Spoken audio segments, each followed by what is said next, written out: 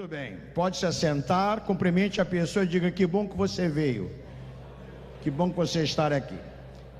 Página 41 do nosso livro. Eu quero aproveitar o ensejo para me congratular e parabenizar os irmãos. E eu reafirmo aquilo que o senhor falou: tem que ler o livro todo, tem que ler não somente uma leitura sintética. A leitura sintética você sintetiza uma leitura geral, leitura analítica. Tem que analisar cada letra, cada expressão, cada palavra, né? Porque aí você vai ser edificado. Ontem nós começamos a falar sobre evangelismo. Eu quero encerrar hoje, nesta sessão, na página de número 43, que é uma ferramenta extraordinária para quem evangeliza e quem discipula. São 22 objeções mais comuns. Esta lista aqui, irmão, deste material, essa estatística, é uma das melhores que eu conheço. Eu tenho estudado muito sobre evangelismo e missões. Eu sou missionário há muitos anos. Meu filho é missionário nas Ilhas Caimã, lá ali no Caribe, na região do Caribe. Ele está lá, o Steven Roger, né? E um dia ele chegou em casa apavorado: papai, eu não quero ser missionário, eu não quero ser missionário. Meu filho, o que aconteceu?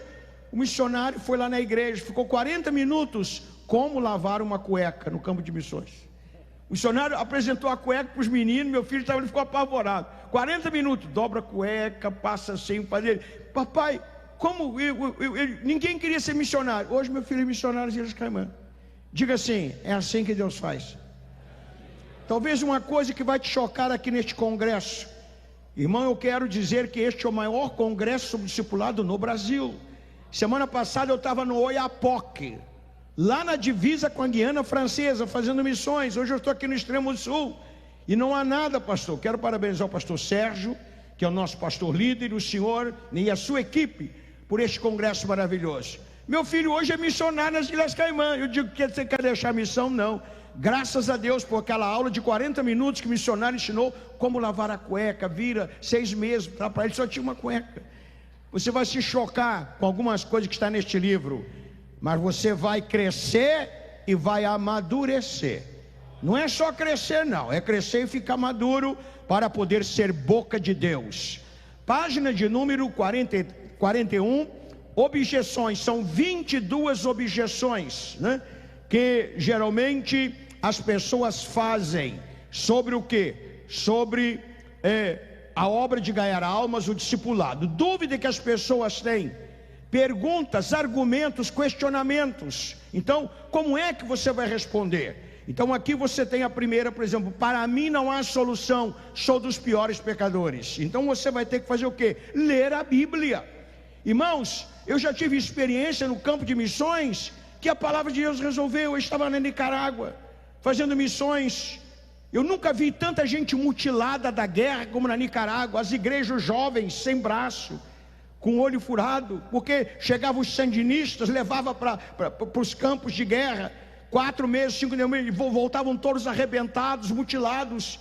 E aí um presbítero me chamou, quando eu estava na véspera de voltar. Eu fui para uma missão de levar dinheiro para a Nicarágua. Você não quer imaginar o que eu trabalho, porque eu trabalho com a Underground Church, a igreja subterrânea, a igreja que não tem voz, a igreja perseguida. Nós estamos aqui, ninguém vem nos perseguir, ninguém vem aqui nos prender, mas muitos irmãos agora nossos estão sofrendo, jogados na prisão, doentes, né?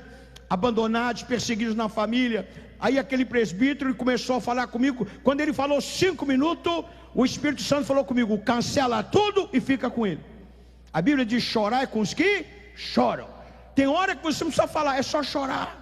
Tem hora que alguém vai lhe procurar para chorar com você, e você vai chorar e o Espírito Santo vai consolar, e o Espírito Santo vai curar. E ele começou a dizer: eu tenho 3 filhos, meus 2 meninos estão no hospital e estão no terminal, acho que não vão sobreviver. Mas o pior aconteceu com a nossa filha.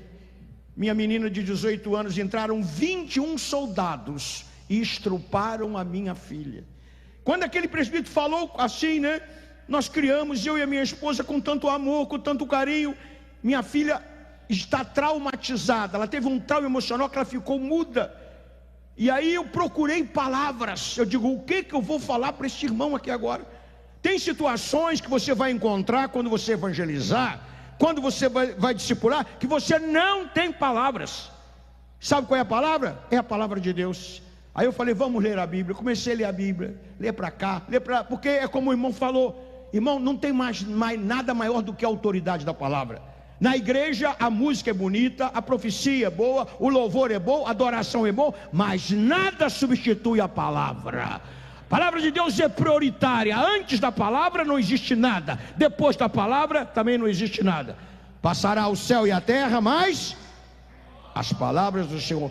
Eu comecei a ler, fiquei uns 15 minutos lendo a Bíblia para ele, e ele chorando. Depois de 15 minutos o Espírito Santo se manifestou. Porque a gente fala, o Espírito Santo convence. A gente transmite, comunica, o Espírito Santo é quem faz a obra. Então, eu gostaria de reforçar o que o irmão falou. Você tem que ler todos os versículos que estão neste livro. Não é somente ler, né, uma declaração que a gente faz. Tem que ler todos os versículos. É muito importante isso. Primeira leitura, você lê o livro, uma leitura sintética, geral. Você dá aquela primeira leitura, depois você vai fazer a leitura analítica. Você vai analisar cada expressão, cada palavra e ler os versículos, ler a palavra de Deus. Agora, muito interessante o seguinte: a Bíblia diz que Jesus venceu o diabo no jardim do Getsemane com a oração. A Bíblia diz que Jesus venceu na cruz, né, com o seu sangue. A Bíblia diz que Jesus venceu o diabo no inferno com o seu poder. Mas no deserto, ele venceu com a palavra. No deserto, está escrito. E que o está escrito, irmão, nós temos que acreditar em Deus, naquilo que Deus fala. Nós temos que acreditar em Deus, naquilo que Deus faz. Nós temos que acreditar em Deus, naquilo que Deus é, mas naquilo que Ele escreveu. Ele escreveu. Então é muito importante você fazer esta leitura. A palavra de Deus, ela é a espada do Espírito. Mas eu quero dar uma sugestão aos irmãos: como estudar a palavra de Deus para você ser um instrumento poderoso. Quando você fala a palavra, você está repetindo o que Deus já falou. Quando Deus usa um irmão, uma irmã em profecia, não é nada novo, irmão. Profecia é uma repetição do que Deus já falou, é a boca de Deus. Não é profetada. Tem muita gente que tem profetada, né? Lá no Rio de Janeiro tinha uma irmã chamada irmã Xerox. Ela revelava tudo. Chegou uma moça para ela e disse: irmã, eu estou noiva desse rapaz, não sei se é vontade de Deus. A irmã queria orar. Aí ela perguntou: jovem, você sabe qual é o meu nome? A irmã fulana: não, eu sou a Xerox, eu revelo tudo. Aí então vamos orar. Começou a orar e disse, no meio da mensagem ela falou: minha filha, eu sou o Senhor teu Deus, pode casar, porque assim está escrito a minha palavra: quem não arrisca não petisca, diz o Senhor. Deus fala assim, irmão: quem não arrisca não petisca. Isso é profetada. Tem muita gente que tem profetada, tem visagem, né? E não é nada de visão, nem profecia. Então é muito importante. Eu me lembro que você tem que ler a palavra de Deus. Me lembro da irmã que ligou para o pastor e disse: pastor, ora por mim, porque eu perdi o óculos. O diabo fez eu perder o óculos. Já revirei essa casa 15 dias que eu procuro o óculos e não encontra. E é uma mensagem, é uma operação do diabo. O pastor disse: irmã, não vou orar não. Ora aí pelo telefone, pastor: não vou orar não. A irmã vai lá, pega a Bíblia e lê o Salmo 91. Pastor, eu quero oração. Vai lá, minha irmã, pega a Bíblia. Ela pegou a Bíblia, o óculos estava dentro da Bíblia. 15 dias que a irmãzinha não lia a palavra de Deus. Está entendendo? O pastor chegou, aí o pai falou para o menino: vai lá, meu filho, pega a Bíblia. Papai, sabe porque o pastor chegou, só nunca lê a Bíblia? Porque as crianças falam, né? Está mandando. Então, irmão, você tem que examinar tudo. Agora preste atenção. Uma matéria, né? Você tem que o aprendizado visual. Os olhos são o que, irmão? A janela de quê? Da alma. Quando você coloca o seu olhar: o Senhor é o meu pastor, então aquela mensagem entra pelos olhos e vão para a alma. Então é o estudo visual. Segundo lugar, você tem um aprendizado vocal. Eu só leio a Bíblia com voz audível. Eu só estudo a Bíblia. Eu tenho um costume há muitos anos na minha vida, que quando eu acordo 6 horas da manhã, 5 horas, não importa, eu não fico na cama, eu levanto. Minha esposa fica, eu levanto e vou estudar a palavra. Todo dia. Essa madrugada eu levantei 4:30 da manhã lá no hotel. Estudei umas 2 horas e meia mais ou menos a palavra de Deus.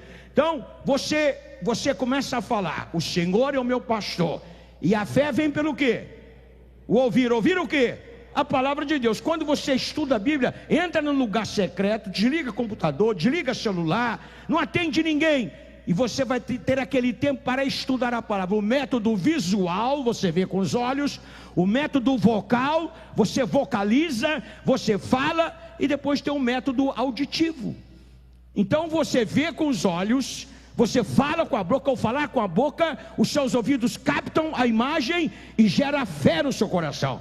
Agora, enquanto nós estamos falando, a fé está sendo gerada no teu homem interior. A fé poderosa, a Bíblia diz: pela graça sois salvos por meio da fé. Fé que é acompanhada da graça. A força da fé é a graça. A força da fé é a graça. Fé sem graça não existe nada, irmão. É uma coisa que não opera. Então você tem um método visual, você vê com os olhos. Tem um método vocal, você expressa, você vocaliza, você fala. E tem um método auditivo. Eu vou dar para você um exemplo. Por exemplo, você pega 3 salmos da Bíblia. Pega o Salmo 37, o Salmo 91 e o Salmo 119. Você vai estudar, não somente sinteticamente, mas analiticamente. Você vai tirar um tempo para estudar. E aquele tempo que você vai estudar, irmão, diga comigo, inspiração, iluminação, revelação e aplicação. Toda a Escritura é divinamente inspirada, mas nem toda a Escritura é iluminada. E nem toda a Escritura é revelada. Como é então que você alcança a revelação, a iluminação e a revelação e depois a aplicação pessoal? Você então separa um tempo, desliga tudo e você vai começar a ler o Salmo 37. Quanto tempo vai durar esse estudo, irmão João? 1 mês, 2 meses? Não sei. Pode durar 2 meses, 3 meses. Não se apresse, porque a palavra aí está. A palavra de Deus disse: eu velo pela minha palavra. Haja o que houver, o que eu falei vai se cumprir. Jamais a minha palavra voltará vazia. Você que está aqui não está perdendo tempo. Os irmãos que fizeram esforço, gastaram muita coisa para fazer esse congresso, porque a palavra de Deus não volta vazia. Então você começa a ler o Salmo 37, é o Salmo da entrega. Entrega o teu caminho ao Senhor, deleita-te no Senhor, espera no Senhor, confia no Senhor. Você se rende, você se entrega, você se lança na dimensão da palavra. O segundo salmo que você vai estudar é o Salmo 91. Cada expressão, cada palavra, cada pergunta, cada resposta, né? O Salmo 91 é o salmo da batalha espiritual. Porque nenhum mal te sucederá, diz o Senhor. É o que Ele está falando, e a palavra: nenhuma praga chegará na tua tenda. 1000 cairão ao teu lado e 10.000 à tua direita, mas tu não serás atingido, né? O Senhor diz, né? Te darei abundâncias de dia e te mostrarei a minha salvação. Salmo 91 é o salmo da guerra espiritual. É o salmo das promessas de Deus. Deus deu 14 ordens para Abraão e fez 48 promessas. 14 ordens e 48 promessas. Primeira ordem que Ele deu é a palavra: sai da tua terra. Primeira ordem, Deus mandou ele sair da terra dele. E aí você tem que ter fé para sair, né? Abraão não era jovem, Abraão já era idoso. Saiu ele e a mulher, como 2 peregrinos, parecendo 2 malucos pelo mundo inteiro. Para onde que eu vou? Não interessa, eu vou te mostrar quando chegar lá. Deus disse: sai da tua terra. Foi a ordem. Primeira promessa: vou te engrandecer, vou te fazer uma nação poderosa e vou engrandecer o teu nome. Irmão, o pessoal está dizendo que você não é nada. Começa a obedecer a ordem de Deus. Deus está te dando uma ordem: evangeliza a rua que você mora, discipula, evangeliza. Deus disse: eu vou te fazer grande, vou abençoar a tua família, vou te dar recurso, todo mundo vai saber. Então, irmão, você lê o Salmo 91, depois o Salmo 119. O Salmo 37 é o salmo do rendimento, da deposição de armas, de se lançar nos pés do Senhor. Salmo 91, você vai ficar qualificado para a batalha espiritual. Deus vai te empoderar, Deus vai te capacitar. Agora o Salmo 119 é o salmo da palavra. E aí fecha. Você já viu aquelas divisões que tem no Salmo 119? Aquilo é um acróstico da língua hebraica. Baruch Rabab Shem Adonai. Você encontra ali, irmão, cada divisão daquela é uma letra, Taim, Zaim. Aí você lê o Salmo 119, você estuda, irmão, tudo é a palavra. A tua palavra é mais doce do que o mel. Aos simples eles alcançarão sabedoria pela tua palavra. Como guardará o jovem o seu caminho? Purificando o seu caminho pela palavra.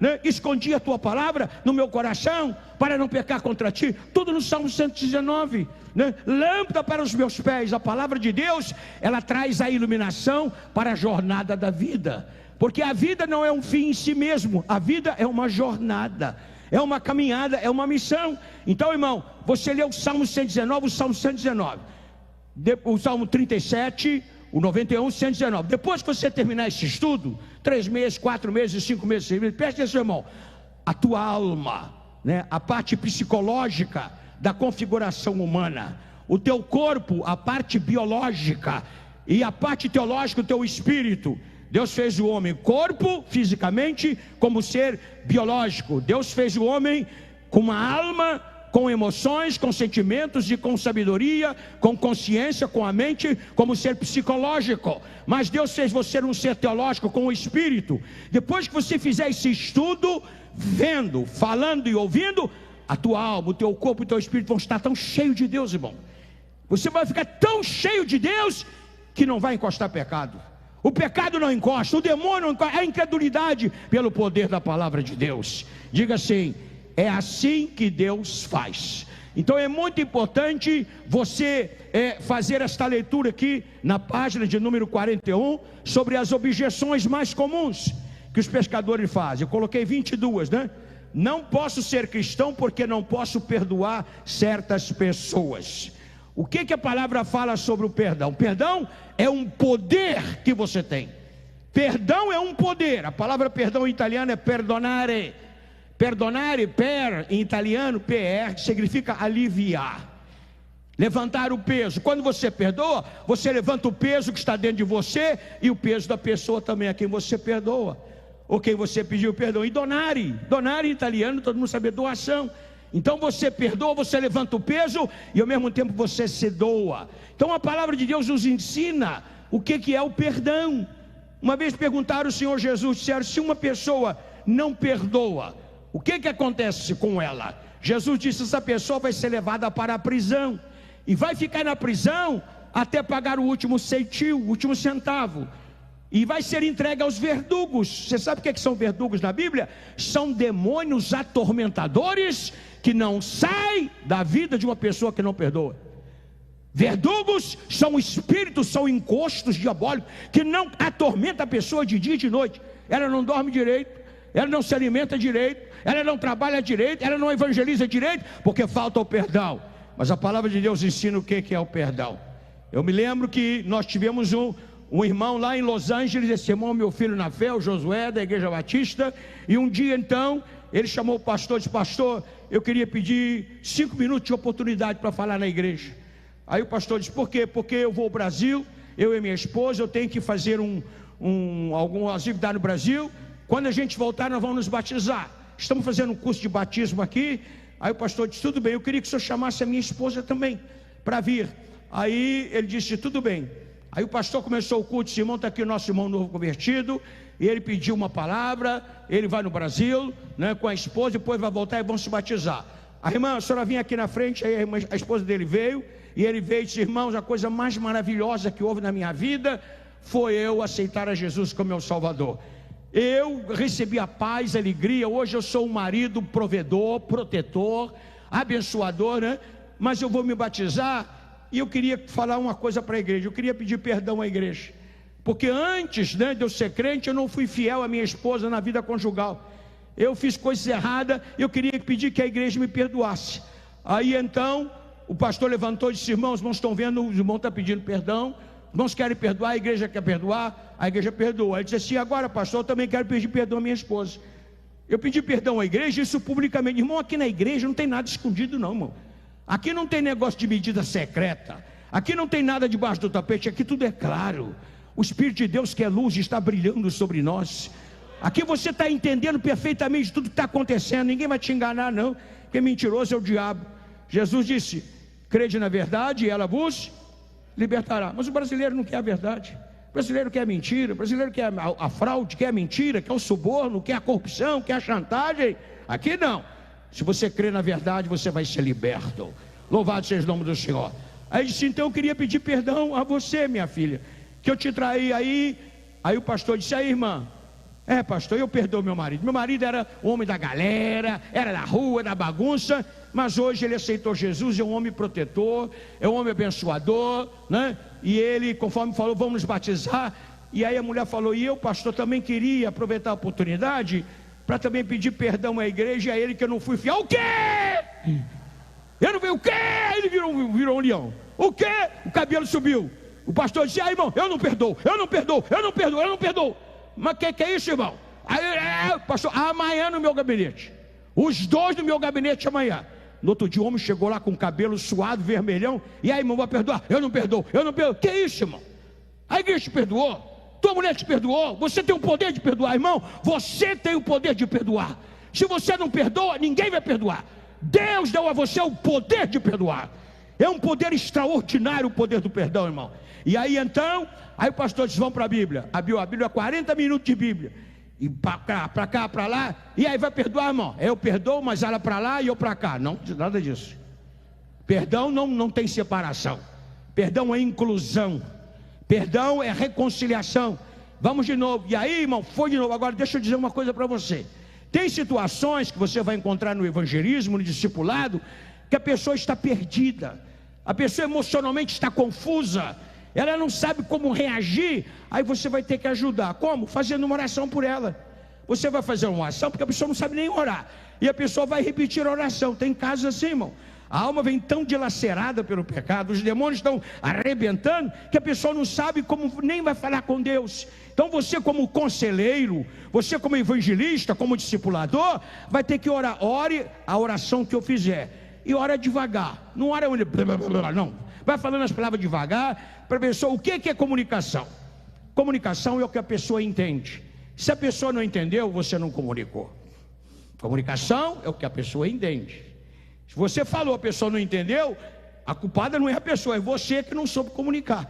E aí o pastor foi falando, aí o pastor disse, eu perdoo a minha esposa. Ele falou, eu perdoo a minha esposa. Ele falou, pastor, para o que aconteceu? Pastor, o tormento que estava dentro de mim saiu.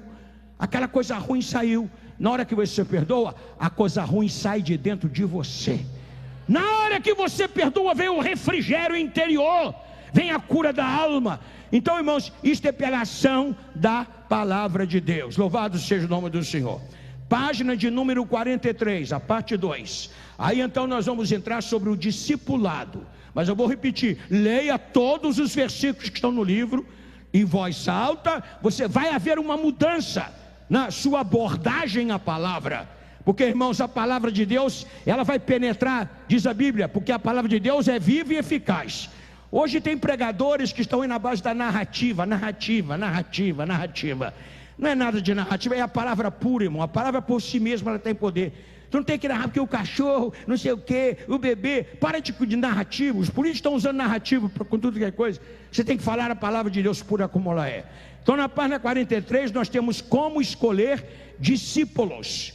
É muito importante aqui, né? Você escolher discípulo. E aqui declara o seguinte, né? Está aqui, leia comigo na página 43. Homens dispostos, leia toda a igreja. Homens. Número 2, homens submissos. Número 3. Número 4. E número 5. Coloca aí, por favor, o pessoal do telão, 2 Crônicas, capítulo 29, versículo 31. 2 Crônicas, capítulo 29, versículo de número 31. Homens dispostos. O apóstolo Paulo fez, ali está, irmão, né? 29 e 31 até o final. E respondeu Ezequiel dizendo, agora vos consagraste a vós mesmos ao Senhor. Continua o versículo. Chegai-vos e trazei sacrifícios e oferta de louvor à casa do Senhor. Continua. E a congregação trouxe sacrifícios e oferta de louvor. Continua.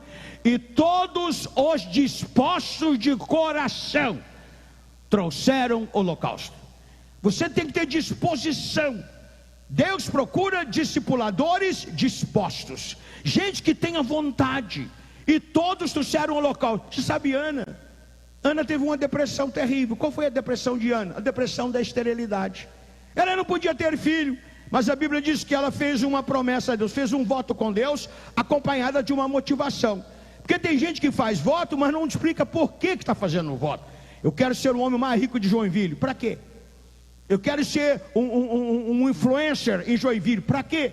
Ana disse: Senhor, eu sou rejeitada, eu estou deprimida, meu marido diz que ele é melhor para mim do que 10 homens, do que 10 filhos. Na verdade, o sacerdote diz que eu estou embriagada no templo, eu quero um filho. Eu disse: quer um filho? Peraí, Senhor, eu quero um filho, e se o Senhor me der o filho, eu dou para ti. Deus disse: como é que é? Como é que é? Se eu te der um filho, você vai dar para mim? Eu tenho um pedido, mas tem uma motivação. Todo o pedido que você fizer, você tem que ter uma motivação.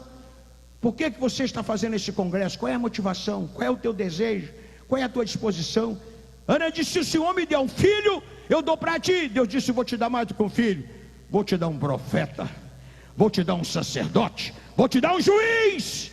Irmão, Deus vai fazer além do que você está pedindo, se você tiver disposição. E a Bíblia diz que Ana deprimida, Ana perseguida, Ana rejeitada, todo ano ela subia no templo e levava o holocausto. Todo ano ela subia. A igreja é culpada. Não, a igreja não é culpada da tua depressão, não? Mas você está sendo deprimido, está sendo perseguido, mas você não perde a igreja. Você vem no altar, você traz a oferta, você traz o holocausto para Deus. Então, homens dispostos. No capítulo 1 de Romano, Paulo faz 3 declarações. Primeira declaração que ele faz, diz assim: eu sou devedor. Eu tenho uma dívida financeira não, dívida espiritual. Todos nós somos devedores. Temos uma dívida para com esta geração. Eu não estou preocupado com o pastor Lemos, que eu preguei em Blumenau há muitos anos. O pastor, ele não vai ressuscitar, irmão, para pagar a dívida. Hoje a dívida é minha, a dívida é sua. Pastor Lemos cumpriu o ministério dele. Não é verdade? Pastor Satiro Loureiro, que foi pastor aqui em Joinville, cumpriu a dívida dele. Agora a dívida é minha, a dívida é sua. Eu sou o devedor, Paulo disse, ao povo da minha geração. Segundo lugar, Paulo declarou: eu não me envergonho. Eu não me envergonho do Evangelho de Cristo, porque o Evangelho de Cristo não é a maldição de Deus, não, é o poder de Deus.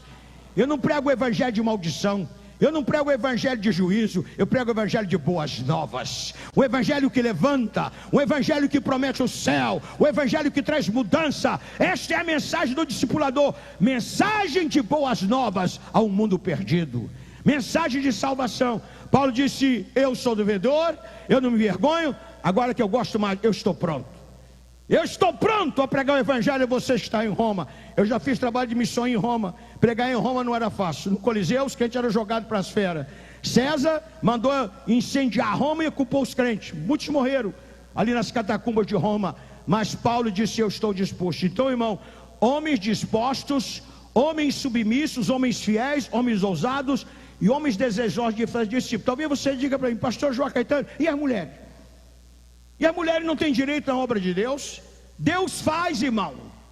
Deus faz divisão entre macho e fêmea? Paulo disse: não. Deus não tem negócio de macho e fêmea. Lá no céu vai ter um lugar para a mulher e outro lugar para os homens. Quem é mais importante, irmão, o homem ou a mulher? Quando eu vejo as mulheres da Bíblia, deixa eu dizer para você o seguinte: hoje 65% dos missionários, dos evangelistas, dos discipuladores são mulheres.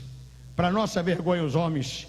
A maioria do exército missionário, evangelista e discipulador do mundo é formado de mulheres. Catarina Butch, quem foi Catarina Butch? Foi a mulher do general William Butch, que fundou o Salvation Army, que fundou o Exército de Salvação. Uma mulher tremenda, guerreira, né? Quem foi Susana Wesley? Susana Wesley, mãe de 15 filhos, deu os 15 filhos para a obra de Deus.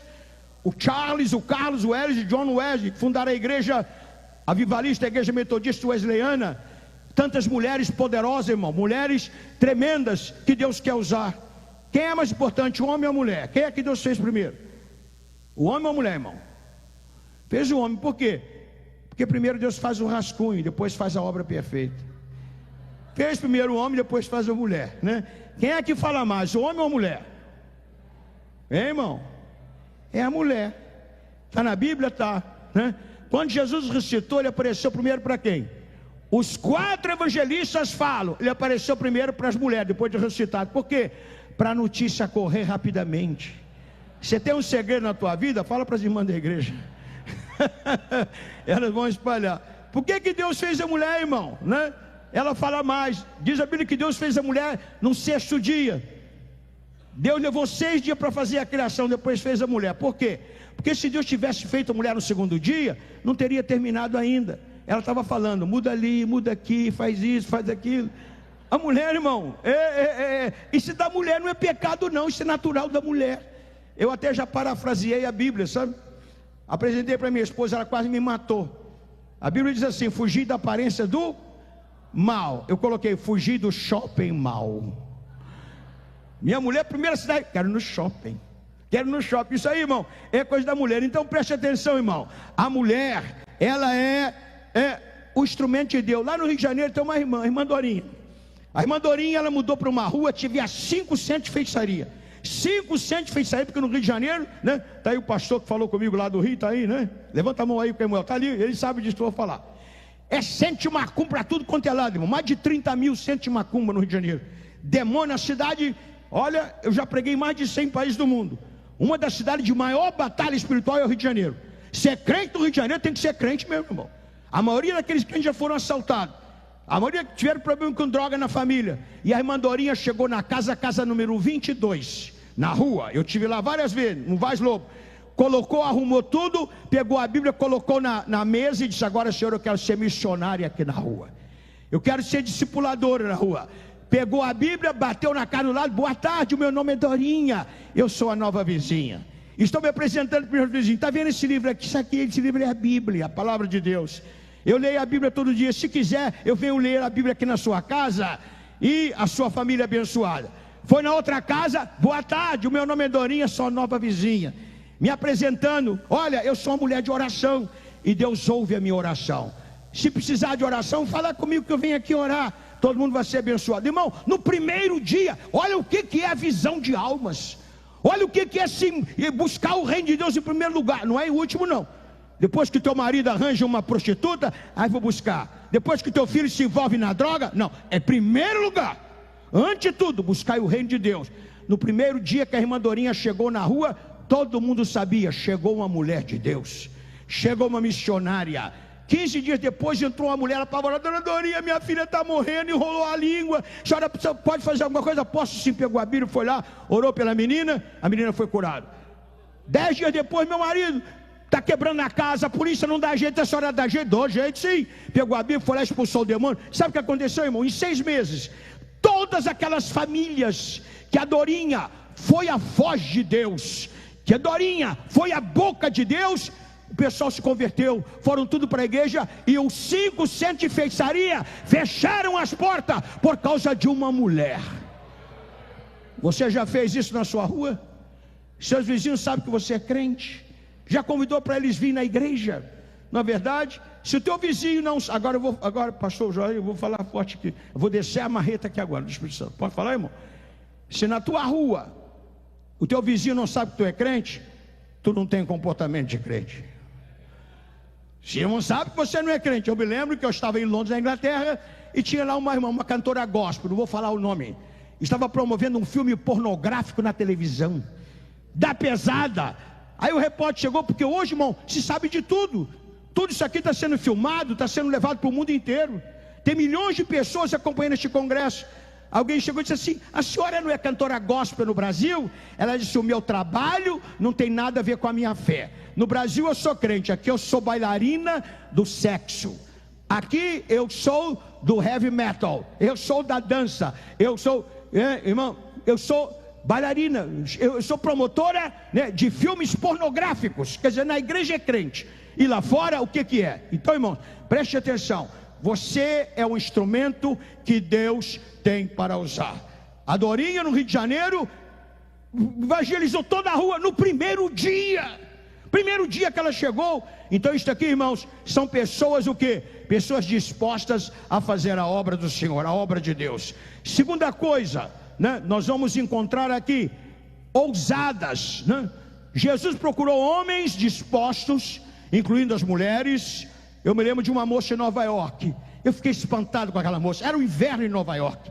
Estava uns 10 graus abaixo de zero. Uma moça negra, sozinha, com a mesa, com os folhetos. E ela ali, Jesus saves you, come to the Lord, you receive salvation, forgiveness. E aquela moça sozinha, irmão, pregando ali, a neve caindo. E ela com megafone, pregando, e eu digo, não acredito.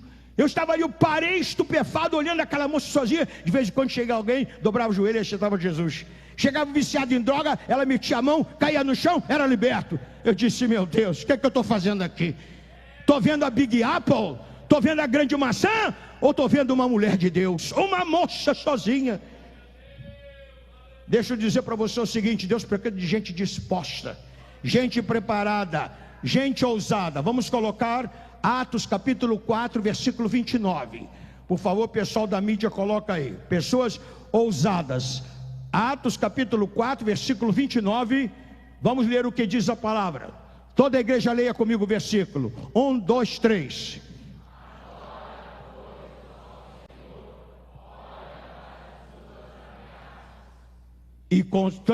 Vamos continuar. E concede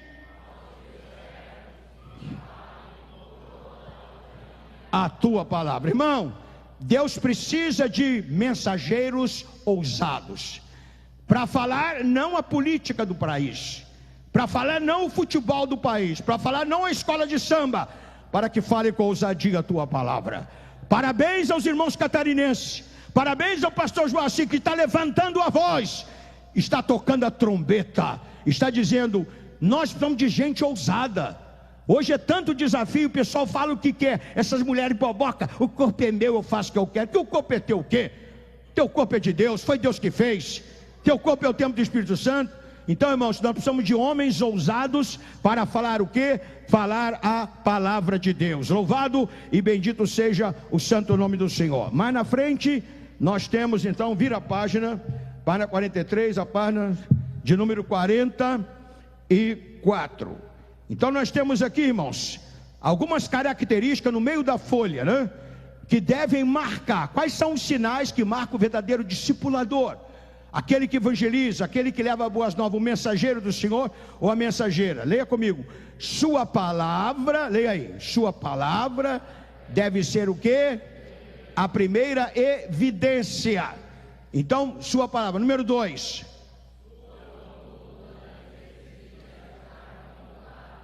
Necessita estar vinculada. Número 3. Esboçado. Número 4.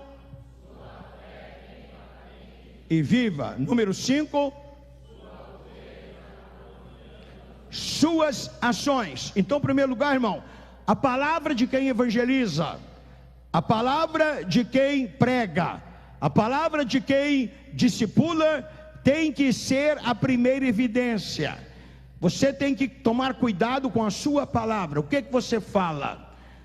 Você sustenta o que você fala? Tem base bíblica para aquilo que você está falando? Quando você for falar com uma pessoa, por isso que eu disse aos irmãos, leia a Bíblia. Você deve fundamentalizar a sua palavra, o seu argumento, com a palavra de Deus. Quando você fala, você é um pecador, diga, não, nós somos pecadores, inclua você.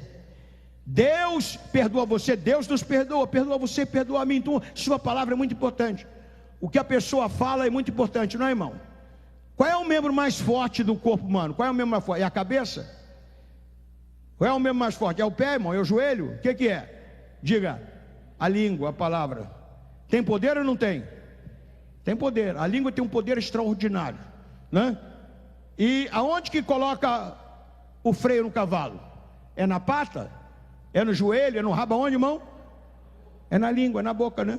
Em Brasília, o rapaz era do exército brasileiro, e era de cavalaria, e o cavalo começou a pular para cá, pular para lá, pular para cá. O sargento deu um grito, soldado, olha o teu cavalo aí, está pulando. Ele, peraí, sargento, acho que tem alguma coisa errada. Abriu a boca, o freio está no lugar errado. Colocou o freio na língua, o cavalo ficou mansinho, vai para cá, vai para lá, vai para cá.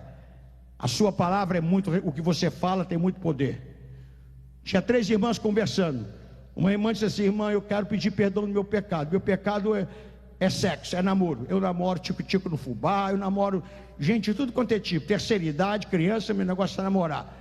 A outra falou, meu pecado, irmã, é dinheiro. Eu faço maracutaia, faço cambalacho, falsifico papel, meu negócio é dinheiro, dinheiro. Uma ocasião eu orei por uma mulher na Argentina, em Mar del Plata. Essa mulher era escrava do dinheiro. Ela tinha saco cheio de dinheiro em casa. Fazia coisas erradas, irmão, você não quer imaginar. Como tem muita gente fazendo coisa errada com dinheiro no Brasil, né? Por isso falta muita coisa. E ela, eu orei por ela, Jesus libertou ela, né? Devolveu aquele dinheiro, uma coisa tremenda. Problema da segunda irmã: primeiro era namoro, era o sexo. Segundo era dinheiro. A terceira disse assim: irmãs, o meu pecado é pior ainda. Qual é o teu pecado? Meu pecado é minha língua. Eu não sei guardar segredo. Vou na casa do pastor, vou contar tudo que vocês estão fazendo. Agora mesmo. Irmão, o que você anda falando? Eu me lembro de uma irmã numa igreja que, quando o pastor dizia: vamos orar pelo irmão João. Dá licença, pastor. Irmão João está em pecado. Aí, vamos orar pela irmã Maria, está doente. Dá licença, pastor. A irmã Maria está doente. Todo pedido de oração que o pastor pedia, os irmãos para orar, a irmã levantava e dizia que estava doente. Um dia ela ficou doente. Pimenta nos olhos dos outros, o que é?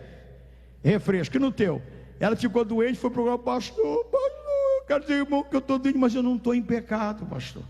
Eu não estou em pecado. O pastor disse: irmã, acalma, fica tranquila. Não, pastor, eu estou muito doente e eu tenho que ir procurar o médico. O que eu faço? Vai procurar o médico. Aí ela procurou o médico disse: tem que fazer uma operação grande na senhora. Ela voltou: pastor, pelo amor de Deus, o médico tem que operar. Mas eu não estou em pecado, pastor, eu estou doente. O pastor disse: irmão, obedece o médico, vai fazer a operação. Aí ela estava, irmãos, no quarto, no pré-operatório, se preparando para operar. Um dia à noite, aí entrou o médico de branco. O médico de branco entrou e disse: eu vim te operar. Aí ela olhou assim, e o médico tinha uma pasta grande. Aí ela ficou assustada, o médico abriu a pasta. Quando abriu a pasta, tinha uma tesoura grande. Era o médico da tesoura grande. E disse: coloca a língua para fora. Ela disse: não, meu problema não é na língua, é aquilo. Coloca a língua para fora. Ela colocou a língua, o médico pegou a tesoura e pá, desapareceu, sumiu o médico. Aí ela, tocou o alarme, chegou a enfermeira. O que aconteceu? Aconteceu assim, manda me examinar, manda chamar o pastor. Chamou o pastor, irmão, o pastor chegou. Ela contou: pastor, veio um médico de branco aqui, com a pasta grande, e disse que vinha me operar. Abriu a pasta, uma tesoura grande. E aí o pastor disse: minha irmã está curada. Qual foi o teu problema? Foi a sua língua. Será que o anjo da tesoura grande vai passar aqui em Joinville hoje, irmão? Será que ele está aqui, irmão? Irmão, cuidado com a sua palavra. A palavra do crente tem peso, tem ou não tem? Você chega para o pecado e diz: Jesus vai te curar, porque Ele levou sobre Ele mesmo as nossas enfermidades. Sua palavra deve ser a primeira evidência.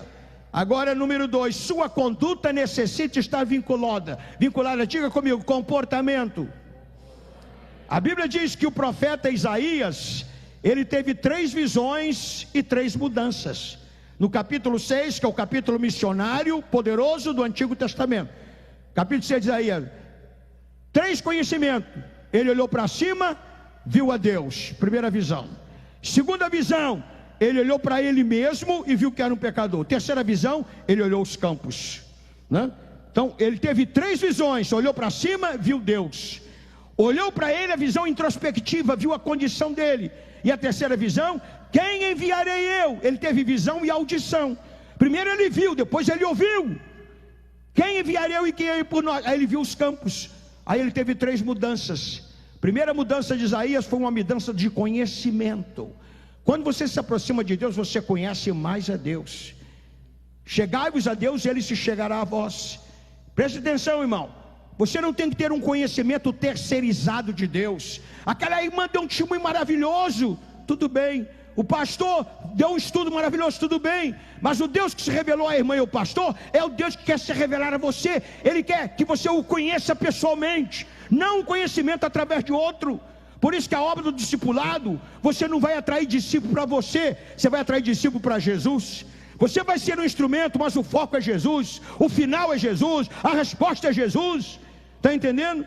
Paulo nos avisou: nos últimos dias vão surgir mestres que atrairão discípulos após si. Hoje está os influencers aí, o influenciador e figura pública. A maioria tem aí, compra aí 10 mil nomes na internet. Eu sou uma figura pública, tem 10 mil seguidores. Comprou com dinheiro, né, pastor? Qualquer um faz isto. Está entendendo? Está ali o irmão que é investidor econômico. Ele estava conversando comigo a experiência que Deus tem dado a ele, ocupado os mais altos cargos de investidor, com dinheiro que todo mundo compra. Está entendendo, irmão? Mas você tem que revelar a Cristo. Você reflete a glória de Cristo. Quando Deus fez o homem, Deus disse: eu preciso de um modelo. Qual é o modelo para fazer o homem? Vou fazer o homem com a pedra de Gibraltar. lá do sul da Espanha, ou como o Pão de Açúcar no Rio de Janeiro. Não gosto desse modelo. Vou fazer o homem como a Vitória Régia, aquela planta maravilhosa do Rio do Amazonas. Não gosto desse modelo. Vou fazer o homem abacaxi e a mulher melancia. Também não gosto. Vou fazer o homem macaco. Charles Darwin, aquele grande antropólogo chinês, britânico, ele disse que eu e você somos naturais do macaco. Mas até agora, eu estudei quase tudo sobre evolucionismo. O evolucionismo até agora não apresentou nenhum exemplo de um macaco sendo transformado até chegar ao humano. Não tem nenhum exemplo. Deus disse, qual é o modelo? Deus já sei qual é o modelo. Vou fazer um homem igual a mim.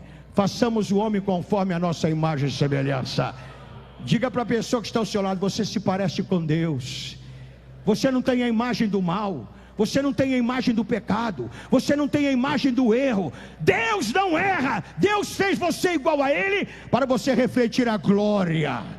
A glória, né? A palavra cristão significa o quê? Pequenos cristos. E tinha um missionário que ele foi trabalhar na ilha. Chegou na ilha e ele começou a pregar sobre Jesus, Jesus, Jesus, Jesus. Aí os indianos falaram, nós já conhecemos Jesus. Ele esteve conosco há 15 anos atrás. Conhece Jesus? Era um homem bom? Sim. Curava os enfermos? Sim.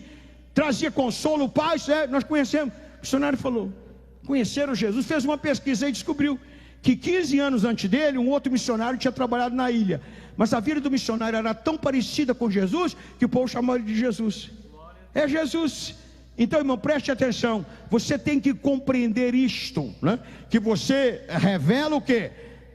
A vontade de Deus. Então, mudou o conhecimento de Isaías. Segundo lugar, mudou o comportamento de Isaías.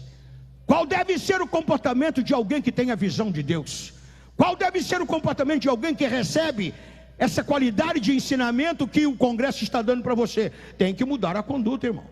Não pode continuar a mesma coisa. A Bíblia diz, aquele que roubava, não roube mais. Aquele que pecava, não peque mais. Eu vou dizer para os irmãos, com tristeza, nós temos pastores hoje, temos igreja Assembleia de Deus, que no domingo que a gente está na igreja, na segunda-feira está na prostituição, na segunda-feira está fumando, na segunda-feira está bebendo. É crente, mas não tem comportamento de crente.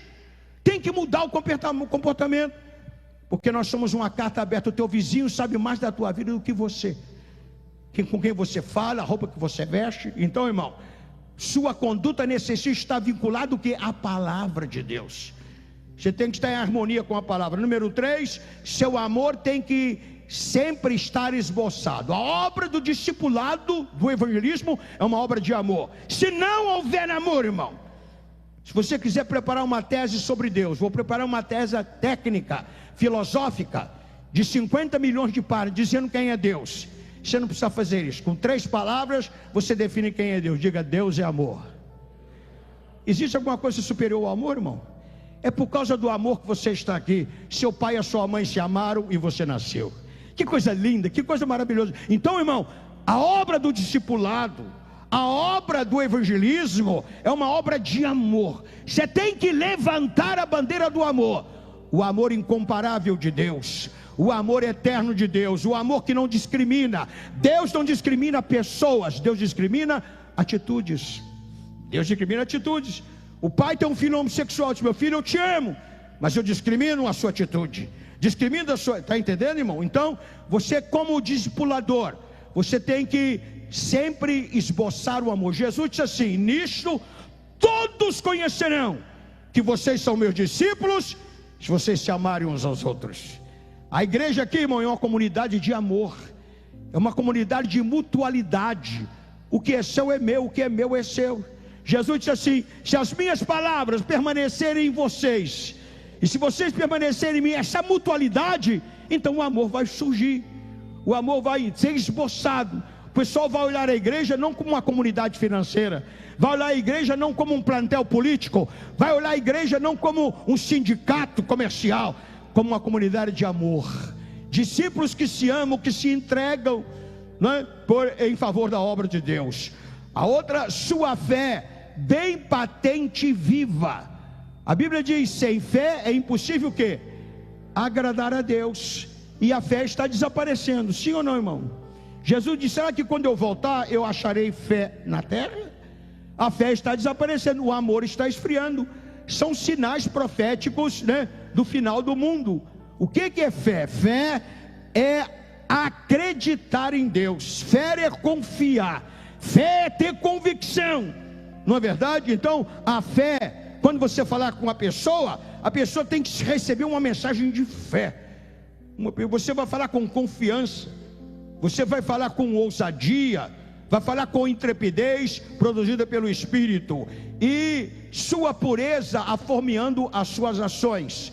É muito importante, irmão, você colocar a pureza. Leia aí, coloca por favor 2 Timóteo capítulo 2, versículo 21 e 22. 2 Timóteo, 21 e 22. Você precisa ter pureza espiritual, você precisa ter pureza física, você precisa ter pureza moral, você precisa ter pureza familiar, você precisa ter pureza. Então, irmão, o ganhador de alma, o discípulo, ele, uma característica é sua pureza formando as suas ações. Vamos ler lá, 2 Timóteo 2, 21. Toda a igreja leia, 1, 2, 3. De sorte, purificar dessas coisas. Para aí, que coisas? É o que eu falei, você tem que aplicar o método contextual. Que coisas que o apóstolo Paulo está falando? Paulo dá uma lista de coisas. Paulo diz, se você purificar essas coisas, como é que você vai saber? Vai estudar, vai ler os versículos anteriores. Então Paulo está dizendo, irmão, o ensino da Escritura é claro. Se você for um estudante da Bíblia, tu vai crescer em conhecimento, tu vai crescer em iluminação, tu vai crescer em revelação. Toda palavra é inspirada, mas nem toda palavra é iluminada. Quando você começar a estudar a Bíblia, método visual, método vocal e auditivo, o Espírito Santo vai acender uma luz grande, vai iluminar o texto, e depois da iluminação vai vir a revelação. Depois, de sorte que se alguém se purificar destas coisas, leia a lista que Paulo fala. Aí ele diz, será o quê? Será vaso para quê? Para a honra. Continua lendo, né? Santificado, diga, vaso honrado, santificado, idôneo, para quê? Para a sua glória, para uso do Senhor. Tinha um irmão que orava na igreja, Senhor, eu quero ser uma florzinha, eu quero ser uma florzinha de Jesus. O pastor disse, irmão, não ora assim não. Não diga eu quero ser uma florzinha, diga eu quero ser vaso. Eu quero ser vaso. Não é verdade? Então, irmão, se você se purificar destas coisas, você vê a lista que pode ser a vaso, né? Santificado para a honra e para o uso do Senhor. Louvado e bendito seja o santo nome do Senhor. Aqui na página 45 você tem os princípios bíblicos do discipulado. E nós já estamos terminando. O mandamento de fazer discípulo. Leia aí na página 45. Qual é o primeiro mandamento? Ir. Discipulador é aquele que vai. Jesus disse, o semeador saiu. E ele deu o exemplo. Ele andou pelas cidades, pelas vilas, pelas aldeias. Jesus não pregava só em Joinville, não. Jesus pregava também, irmão, nas cidades pequenas. Então ir, batizar e ensinar a obedecer às Escrituras. Amém?